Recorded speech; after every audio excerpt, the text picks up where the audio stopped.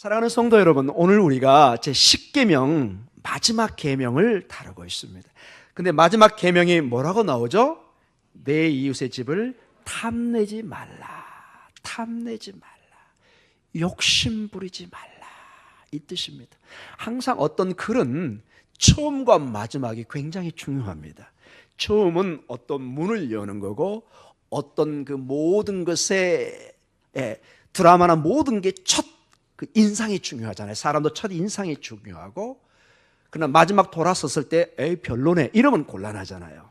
마지막에 또 끝이 정확하게 매듭이 맺어져야 되는, 이 단추가 메어졌으면 끝에까지 딱 이렇게 단정하게 메어져야 되는 십계명도 하나님으로 시작해서 이 모든 것에 마지막 하나님께서 우리에게 주신 말씀이 너무 욕심내지 마라, 탐내지 마라, 이런 식으로 이 십계명이 맞춰지고 있다는 것에 대해서는 굉장히 우리가 유념해서 보아야 될 내용입니다. 한마디로 이 십계명은 우리가 가장 어려워하는 것 중에 하나, 우리의 본능 중에 하나인 우리의 욕심, 탐욕, 욕망에 관한 것을 다루고 있는 것입니다. 우리가 자족하지 못할 때, 과하게 무엇을 우리가 원할 때 우리는 항상 무리하게 되어 있습니다. 질서를 깨는 경우가 많이 있습니다. 자꾸 일어나는 사회의 그 모든 현상도 욕심을 냈기 때문에 그렇습니다.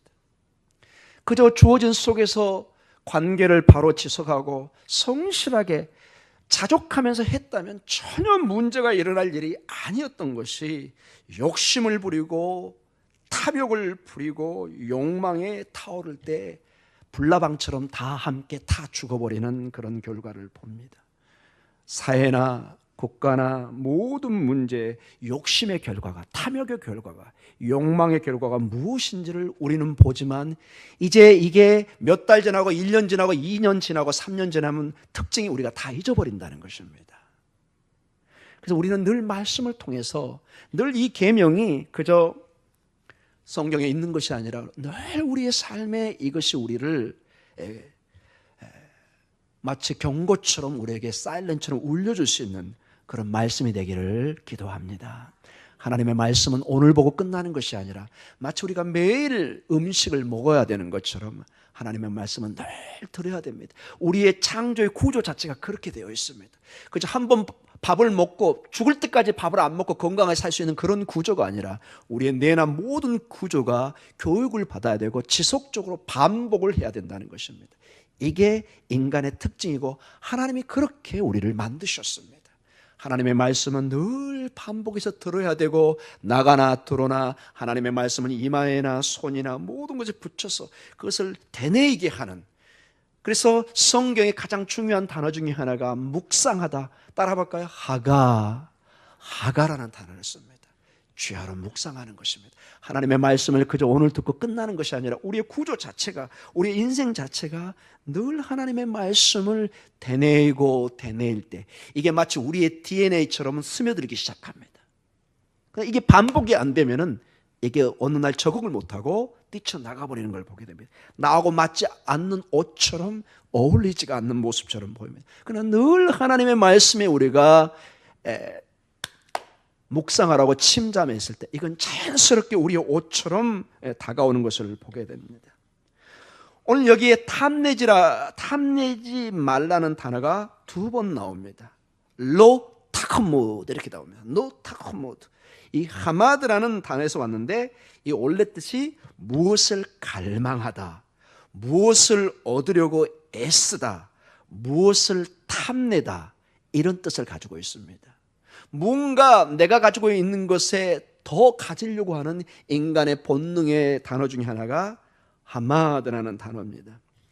근데 이게 특이한 게 이 하마드라는 이 욕심, 탐내다란 말이 어떤 문맥 속에 들어가면 이게 훨씬 이제 우리가 조심을 해야 되는 그런 것과 연결이 됩니다. 이게 무슨 말이냐?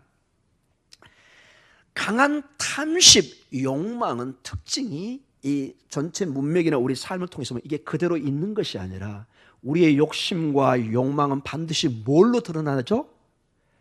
겉의 행동으로 드러난다는 것입니다. 내가 강하게 갈망할 때, 내가 강하게 욕심을 가지고 탐낼 때 나도 모르게 행동으로 이게 드러나는데 이 위험성이 있는 것입니다. 정신적 마음의 상태와 외부적 행동 또는 행위적 태도가 긴밀하게 연결되어 있다는 것입니다. 언제든지 행동으로 나타날 수 있는 마음속의 욕망, 탐심을 바로 하마드, 오늘 성경의 17절에 탐내다라는 단어로 쓰고 있다는 것입니다. 자, 다시 한번 오늘 본문을 17절을 다시 주목해서 보도록 하겠습니다. 이 말씀을 좀 분석해 보도록 하겠습니다. 우리 17절을 다시 좀 세세하게 보겠습니다. 다시 읽습니다. 시작. 내 이웃의 집을 탐내지 말라. 내 이웃의 아내나 그 남종이나 그의 여종이나 그의 소나 그의 낙이나 물은 내 이웃의 소유를 탐내지 말라. 이렇게 여기에 두 단어의 탐내다는 단어가 나오면서 이 탐내다는 단어의 두 종류로 이게 문장이 나눠지고 있습니다. 히브리 원어를 보면은 우리말에는 약간 이게 좀 불분명한데 이 17절은 두 중요한 내용으로 나눌 수가 있습니다. 먼저 첫 번째 탐내지 말라는 겁니다. 첫 번째 탐내지 말라는 것은 내 이웃의 집을 탐내지 말라. 이렇게 하나가 딱 끝납니다. 어떤 걸 탐내지 말라고요? 내 이웃의 집을 탐내지 말라. 이 집이 무슨 뜻인지 좀 더 살펴보겠습니다. 그리고 두 번째 저 끝에 소유를 탐내지 말라. 이 탐내지 말라는 것은 이제 나머지 부분 뭘까요? 내 이웃의 아내, 그의 남종, 그의 여종, 그의 소나 그의 낙이나 물은 내 이웃의 소유, 이 모든 것, 이것이 두 번째 탐내지 말라는 말에 연결이 됩니다. 먼저 첫 번째 탐내지 말라는 이 집은 단순한 집의 건물뿐만 아니라 한 사람이 소유한 모든 재산을 사실은 가리키고 있습니다. 그래서 사실은 먼저 말한 집을 탐내지 말라는 것은 두 번째 말하는 탐내지 말라는 그 재산의 목록과 연결됩니다. 자, 여기 중요한 5가지 재산의 목록이 나옵니다. 제일 처음에 뭐죠? 아내, 남종, 여종, 소, 낙이, 그리고 모든 이웃의 소유물입니다. 자, 특징이 아내, 남종, 여종, 소, 낙이 이거는 살아있는 생명체입니다. 그리고 소유물은 살아있진 않지만 중요한 가치를 가지고 있는 부동산과 같은 것입니다. 즉 살아있는 것이나 이런 부동산 모든 걸 포함해서 남의 것을 탐내지 말라고 얘기하고 있습니다. 자, 여기에 살아있는 5가지 중요한 재산 목록이 나옵니다. 고대 세계에 이 모세가 있었던 그 세계에 가장 중요하게 했던 재산 목록이 첫 번째가 뭐예요? 아내입니다. 그 다음에 남종, 여종, 소, 낙입니다. 여기 지금 상당히 많은 우리 여성 성도님들 많이 계신데 지금 이거 보면 뭔 소리냐 이게? 이게 십계명에서 나와서 망정이지. 여기 담임 목사가 인위적으로 이렇게 구조를 만들어서 가져왔으면 아마 일주일 동안 교회가 회의를 해가지고 이 담임 목사는 쫓아내야 된다. 이렇게 분노를 할 수 있는 분이 참으로 많을 것입니다. 어떻게 아내가 재산 목록이냐? 사랑하는 성도 여러분. 지금 우리의 눈으로 보면 이건 이해가 안 됩니다. 그러나 고대 세계는 여성들은 일단 숫자에 들어가지 않았고 여기 오늘도 우리가 11시 예배 때 5,000명의 기준이 뭐였죠? 남자였습니다. 오늘의 이것을 잘 이해해야 됩니다. 자, 근데 여러분 이제 이 본문의 말씀을 좀 더 보면서 중요하게 다뤄야 됩니다. 자, 비록 여성이 재산의 소유물로 나왔지만은 어디에 위치하고 있죠? 가장 앞서고 있다는 것이 이게 중요합니다. 비록 그 당시 문화에 재산 목록에 들어가 있지만은 가장 중요하게 격상되어 있는 것을 보게 됩니다. 저는 이 말씀을 준비하다가 어떤 학자의 아주 흥미로운 그래서 이 본문에 대한 해석을 보았습니다. 제가 그대로 가져왔습니다. 제 의견을 첨부하지도 않고 이분이 이것을 이렇게 표현을 했습니다. 자, 한 주간 받는 급여를 뭐라고 그러죠? 주급이라고 그럽니다. 너무 잘하는 거죠? 주급. 한 달에 해당되는 노임을 월급이라고 그럽니다. 너무 잘 알고 계십니다. 우리 여성들이 특별히 잘 알죠? 1년치 월급을 연봉이라고 그럽니다. 요즘 한국에 와보니까 대부분 연봉이 얼마가 되냐고 묻더라고요. 연봉이 얼마가 되느냐. 자, 그러면 평생에 버는 돈 전체를 뭐라고 할까요? 이 학자는 평봉 또는 평생봉 이렇게 한다고 합니다. 근데 여러분, 성경에 아내가 평생의 평생봉이라는 것입니다. 평생의 목으로 우리 남성들에게 가정에 주어졌다는 놀라운 말씀을 잡아내는 것을 보았습니다. 우리 전도서 9장 9절을 한번 보도록 하겠습니다. 전도서 9장 9절이며 천천히 한번 잘 읽어보도록 하겠습니다. 시작. 내 헛된 평생의 모든 날 곧 하나님이 해 아래에서 내게 주신 모든 헛된 날에 내가 사랑하는 아내와 함께 즐겁게 살지어다. 그것이 내가 평생의 해 아래에서 수고하고 얻은 내 몫이니라. 기가 막히죠, 여러분? 아내가 평생에 가장 소중하게 하나님이 주어진 평생의 목, 평생목, 평봉이라는 것입니다. 평봉. 이 말씀의 가르침은 아내는 자신이 평생 수고한 대가로 얻은 목이라는 것입니다.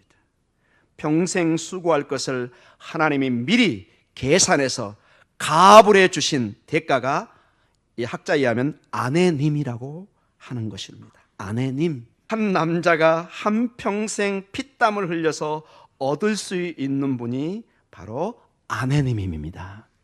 아멘. 우리 남성들 한번 따라해 볼까요? 아내님. 힘듭니다, 지금. 우리 여성들 이렇게 좋아만 하면 안 됩니다. 이게 고대 문화 속에 나온 거라 이게 동일하게 우리 아내분들은 남성을 평생의 목으로 여러분에게 주어진 것입니다. 아멘. 사랑하는 형제들아 이렇게 할 때 여기 형제만 나왔네? 그럼 자매는 빠졌네? 이렇게 성경을 해석하면 곤란합니다. 형제란 말엔 자매도 다 들어가 있는 것입니다. 아내 얘기할 때는 반대로 남편도 평생의 소중한 사람으로 주어진 것입니다. 우리 남성분들은 여러분의 아내님을 사랑하시기 바랍니다. 전혀 아멘이 잘 안 나오고 있습니다. 아내님입니다. 평생에 나에게 가장 값진, 계산할 수 없는 평생의 몫으로 전도서 9장 9절에 해 아래 수고하고 얻은 내 몫이라, 내 몫이라 하나님이 그렇게 말씀하고 계십니다. 우리 아내님들은 남편님에게 평생의 몫으로 남편님 그렇게 불러주시기 바랍니다. 아멘. 별로 또 우리 여성분들이 반응이 사랑하는 성도 여러분, 우리는 자신의 아내와 남편을 소중하게 여기고 살아야 할 것입니다. 이 십계명은 어떤 면에서 가족을 사랑하고 거기에 자족하고 또 다른 가족을 그 자리에 올려오면 안 됩니다. 또 다른 아내, 또 다른 남편, no. 제가 차마 다른 본문은 가져와지 않았습니다. 이 전도서 일부에 보면은 아내를 버리고 다른 여성을 쫓아가는 사람은 지옥에 간다, 그런 내용이 나와 있습니다. 여러분이 정말로 원하시면 제가 다음 주에 가져오도록 하겠습니다. 근데 반대입니다, 여러분. 여러분의 남편을 버리고 다른 남자를 찾으면 동일하게 지옥행입니다. 여러분 이걸 심각하게 받아들이셔야 됩니다. 사랑하는 성도 여러분, 우리는 본능적으로 더 많은 것을 가지려고 합니다. 욕심 그 자체는 나쁜 것이 아닙니다. 사람이 욕심이 있어야 사업을 일으키고 직장에서 열심히 일하게 되고 거룩한 욕심으로 교회의 부흥을 기도하고 여러분의 축복을 기도하고 이 자체는 나쁜 것이 아닙니다. 그러나 여기 하마도 이 탐심은 과하게 탐하는 것입니다. 두세 개 먹으면 족한데 에이 아까우니까 10개. 어떤 사람이 제안합니다. 여기 10개가 있는데 다 먹던지 아니면 한 개만 드십시오. 그걸 가져가면 안 됩니다. 어떻게 반응을 나타낼까요? 어떤 사람은 이걸 다 먹으려고 합니다. 나중에 보니까 일주일에 전화가 왔는데 병원에서 신방을 요청합니다. 곤란합니다, 여러분. 여러분 실제로 제가 비디오에 보았습니다. 아프리카 지역에서 원숭이를 잡는 방법이 있는데 이런 토담칩이 있어요. 그리고 손으로 넣을 수 있는 구멍을 만들어요. 그 안에 맛있는 바나나하고 음식을 넣어놔요. 그리고 원숭이가 옆에 보는 데서 그걸 딱 넣어놔요. 그럼 원숭이가 머리가 좋기 때문에 아, 저기 음식이 있구나 알아요. 이제 이 사람이 떠납니다. 원숭이가 재빠르게 와서 이걸 딱 집어넣어서 잡습니다. 근데 특징이 이걸 꺼낼 때 그냥 꺼내면 절대 이 손이 안 빠게 되어 있습니다. 이 과일은 이게 딱 걸려가지고. 자, 이 원숭이를 잡으러 옵니다. 방법이 뭐죠? 원숭이는 이 안에 잡은 것을 어떻게 해야 돼요? 놔야 됩니다. 근데 여러분 이걸 놓을까요? 안 놓을까요? 모르겠어요. 이 비디오는 조작을 했는지 어떤지 이 원숭이가 놓질 않아요. 그래서 덫에 걸립니다. 와우. 사랑하는 성도 여러분, 주님이 놔라 할 때 놓으시기 바랍니다. 여기서 이 탐심이 이거를 잡고 안 놓는 겁니다. 이걸 자기 거라고 자꾸 우기고 안 놓는 것입니다. 세상에 탐심과 욕망이 없는 사람이 어디 있겠습니까? 그러나 성경은 이 탐심을 이겨내는 방법으로 자족이라는 단어를 씁니다. 이 자족이라는 것은 한마디로 있는 것에 만족해하는 것입니다. 만족해하는 것입니다. 그래, 이 정도면 됐어. 이것은 여러분 어떤 일에 사업을 더 확장시키고 하는 그런 것을 함부로 막 하지 말라는 그런 뜻은 아닙니다. 그러나 객관적으로 봐도 주변에서 봐도 분명히 만족한데, 여러분 놀랍게 강남의 어떤 지역에 조사를 해봤더니 상당히 많은 사람이 자기가 부족하고 가난하다고 생각한답니다. 그분들이 이 목동 쪽으로 오면 굉장히 잘 사는 사람인데 어디서 그 가난을 느낄까요, 여러분? 상대적 빈곤을 느낍니다. 앞에 또리집하고 순이집이 자기보다 잘 살아서 자기가 가난하다고 여깁니다. 근데 우리가 그 강남의 그 집으로 가려면 수십억이 들어갈 수도 있습니다. 어떻게 그것을 우리가 판단을 해야 되겠습니까? 성경 잠언 30장 8절과 9절에 가장 기본적인 우리의 자세, 삶의 자세를 말씀하십니다. 잠언 30장 8절에서 9절입니다. 여러분 명심해서 한번 같이 읽도록 하겠습니다. 시작. 곧 헛된 것과 거짓말을 내게서 멀리 하옵시며 나를 가난하게도 마옵시고 부하게도 마옵시고 오직 필요한 양식으로 나를 먹이시옵소서. 혹 내가 배불러서 하나님을 모른다 여호와가 누구냐 할까 하오며 혹 내가 가난하여 도둑질하고 내 하나님의 이름을 욕되게 할까 두려워함이니이다. 아멘. 얼마나 여러분 실질적인 기도입니까? 너무 부하면 특징 중에 하나가 내가 복음이 나오기 시작합니다. 여러분 부자가 되면서 겸손해지는 사람은 정말로 드뭅니다. 대기업의 큰 굴지의 재벌의 회장에게 여러분 겸손을 요구하는 것은 좀 무리한 요구입니다. 여러분 그분은 사실 깊이 얘기하면 대통령도 사실은 부럽지가 않습니다. 대통령은 5년 임기 끝납니다. 본인은 평생 그 자리만 유지할 수 있으면 그 어마어마한 직위를 누린 사람에게 겸손을 요구한다는 건 보통 일이 아닙니다. 그분이 여러분에게 고개를 숙이고 인사할 수 있는 사람이라면 정말로 뛰어난 사람. 오죽했으면 부자가 천국 가는 것이 마치 낙타가 바늘기 들어간 만큼 어렵다 이렇게 얘기합니다. 여러분 한 번도 성경은 부자는 천국 못 간다 그렇게 얘기하지 않았지만은 이렇게 경고합니다. 천국 가기 쉽다 어렵다? 어렵다고 얘기합니다. 여러분 이건 제 얘기가 아니라 성경 전체의 가르침입니다. 왜냐? 그 중심에 이 물질이 이 욕망이 하나님의 신앙을 억누르는 경향이 아주 많습니다. 그래서 이 만몬 돈의 신학은 아주 중요하면서 굉장히 위험한 마치 불덩어리를 진 것과 같은 그런 모습입니다. 그러나 반대로 너무 가난하면 우리의 인간의 하나님의 형상을 깨트리게 됩니다. 너무 비굴한 삶을 살 수밖에 없습니다. 그것은 너무나 우리에게 인격적 어떤 비굴함과 처참함을 줍니다. 그래서 여기 보면은 너무 부하게도 너무 가난해서 하나님의 이름을 욕되게 할까 도둑질할까 실질적인 지침을 줍니다. 저는 바라기는 우리의 목동중의 성도님들이 적당히 이렇게 좀 중간 정도 있었으면 좋겠어요. 혹시 마음에 내년에 큰 사업을 꿈꾸신 분들은 제 말씀을 오해가 없도록 바랍니다. 사랑하는 성도 여러분, 성경에서는 우리에게 자족하기를 원합니다. 자족하기를 원합니다. 디모데전서 6장 6절에 이런 말씀이 있습니다. 디모데전서 6장 6절 같이 읽어보겠습니다. 시작. 그러나 자족하는 마음이 있으면 경건은 큰 이익이 되느니라. 아멘. 자족하는 마음이 있으면 신앙의 삶에 정말로 유익이 있다는 것입니다. 욕심을 부리면 반대로 신앙에 큰 방해가 된다는 것입니다. 빌립보서 4장 11절과 12절에 사도 바울의 인생을 당신은 이렇게 정리를 합니다. 빌립보서 4장 11절과 12절입니다. 같이 읽어보도록 하겠습니다.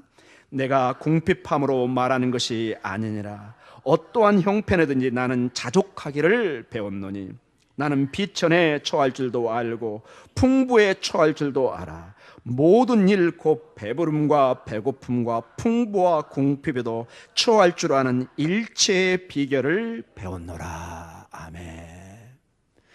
여러분, 실제로 사도 바울은 큰 명문 가문에 정말로 부러울 것 없는 사람이었습니다. 그러나 예수 그리스도를 위해서 모든 것을 배설물로 여기고 이러한 비천에 처하고 배고픔과 궁핍에 처했을 때 그의 이름은 영롱하게 새겨져서 지금도 예수님 다음으로 신약에 중요한, 어떤 면에서 사도들보다 더 중요하게 사도 바울은 우리에게 도전을 주고 있는 사람 중에 한 사람입니다. 결론적으로 말씀을 마치겠습니다. 중요한 세 가지를 여러분에게 이 십계명을 마무리하면서 도전을 주기를 원합니다. 하나님은 우리의 욕망을 충족시켜 주시는 분이 아닙니다. 따라해 보겠습니다. 하나님은 우리의 욕망을 충족시켜 주시는 분이 아니다. 충족시켜 주시는. 아멘. 이걸 아셔야 됩니다. 하나님 앞에 과한 것을 기도하시면 여러분 그 응답은 하나님께로부터 온 것이 아니라 어두운 영으로부터 왔을 가능성이 아주 높습니다. 두 번째로, 하나님은 우리의 욕심을 채워주시는 분이 아닙니다. 따라해 보겠습니다. 하나님은 우리의 욕심을 채워주시는 분이 아닙니다. 그러면 어떤 것을 채워줄까요? 어떤 것을? 하나님은 우리의 필요를 채워주시는 분입니다. 아멘. 따라해 보겠습니다. 하나님은 우리의 필요를 채워주시는 분입니다. 아멘. 우리 주님이 제자들에게 그동안 유대인들에게 많은 기도문이 있습니다. 가두시라게 해가지고 기도가 늘 있었습니다. 그런데 제자들이 주님 우리에게 기도를 가르쳐 주십시오.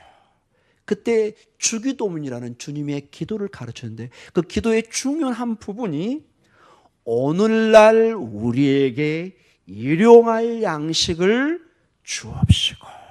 일용할 양식, 이게 원어로 보면요 매일매일의 양식입니다. 매일매일의 양식. 사랑하는 성도 여러분, 우리가 자꾸 매일매일에 감사하지 않고 이것에 자족하지 않으면 우리는 나도 모르게 욕망으로, 욕심으로, 탐욕으로 가서 그 결과는 아무도 장담 못합니다. 만약에 욕망과 욕심으로 가서 나중에 패망의 길에 갈 때 여러분 그때 하나님을 원망하시면 안 됩니다. 하나님이 이미 말씀을 통해 우리에게 경고를 주고 계십니다. 내 사랑하는 아들, 딸들아, 내가 준 은혜 속에 너의 필요를 채우고 자족하고 감사해라. 이 얘기는 우리가 성실하게 사업과 직장을 경영하는 것을 절대로 비판하지 않습니다. 여기 사업하시는 분들 최선을 다해 일하십시오. 직장 하시는 분들. 그러나 너무 지나친 남에게 피해를 주면서까지 하는 그런 욕심과 탐욕은 여러분도 망하고 여러분의 가정도 망하고 사회에도 심각한 폐해를 끼치는 것을 보게 됩니다. 십계명의 주님이 말씀하게 모든 하나님의 축복도 너무 과하면, 탐심으로 가면 하나님의 말씀까지도 왜곡되고 하나님의 뜻을 변제시킨다는 것을 경고해 주고 있는 것입니다. 바라기는 우리 목동중앙교회는 주어진 하나님의 삶의 은혜 속에 감사하는 삶이 있기를 원합니다. 감사, 감사, 감사. 오늘도 나에게 주어진 건강, 이 믿음, 내 가족, 우리 믿음의 공동체, 얼마나 감사합니까? 우리 옆 사람을 보면서 인사하겠습니다. 감사하는 삶을 사십시다. 아멘. 얼굴에 정말로 여러분 이렇게 환한 미소가 있습니다.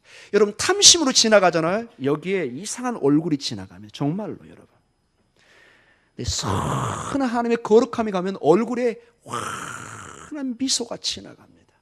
여러분 늘 얼굴 속에 하나님의 거룩한 성령 충만의 빛이 빛나기를 기도합니다. 기도하겠습니다.